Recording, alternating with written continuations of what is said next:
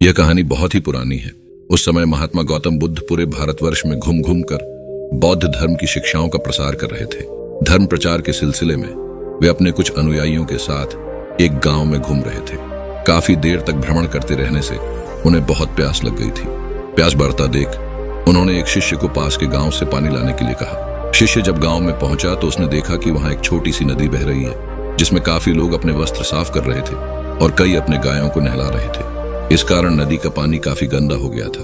नदी के पानी की हालत देखकर शिष्य को लगा कि गुरुजी के लिए यह गंदा पानी ले जाना उचित नहीं होगा। इस प्रकार वह बिना पानी लिए ही वापस आ गया। लेकिन इधर गुरुजी का प्यास के कारण गला सूख रहा था, इसलिए उन्होंने फिर से दूसरे शिष्य को पानी लाने के लिए भेजा। इस बार शिष्य उनके लिए एक लोटे में पानी लेकर आया। यह देखकर महात्मा बुद्ध को थोड़ा आश्चर्य हुआ। उन्होंने शिष्य से कहा कि गांव में बहने वाली नदी का पानी गंदा है, फिर उसे यह पानी कहां से मिला?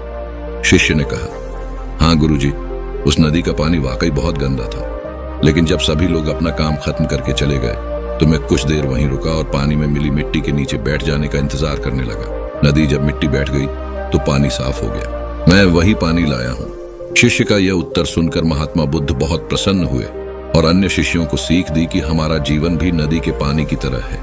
जीवन में अच्छे कर्म करने से वह हमेशा पवित्र रहता है, लेकिन कई बार जीवन में ऐसे पल भी आते हैं जब हमारा जीवन दुखों और समस्याओं से घिर जाता है तो यह जल रूपी जीवन भी गंदा लगने लगता है। एक बार की बात है, भगवान गौतम बुद्ध एक गांव में एक धार्मिक सभा को संबोधित कर रहे थे। लोग अपनी विभिन्न समस्याएं लेकर उनके पास जाते थे और उनका समाधान लेकर खुशी खुशी लौटते थे।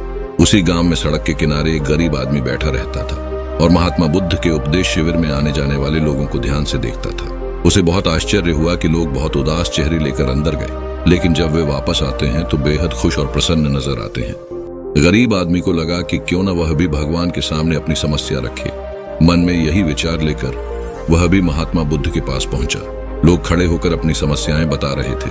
जब उसकी बारी आई तो उसने सबसे पहले महात्मा बुद्ध को प्रणाम किया और फिर कहा, हे प्रभु, इस गांव में लगभग सभी लोग सुखी और समृद्ध हैं, तो फिर मैं गरीब क्यों हूं? इस पर उन्होंने मुस्कुराते हुए कहा, तुम गरीब इसलिए हो क्योंकि तुमने आज तक किसी को कुछ नहीं दिया। इस पर वह गरीब आदमी बहुत आश्चर्यचकित हुआ और बोला, हे प्रभु, मेरे पास दूसरों को देने के लिए क्या होगा?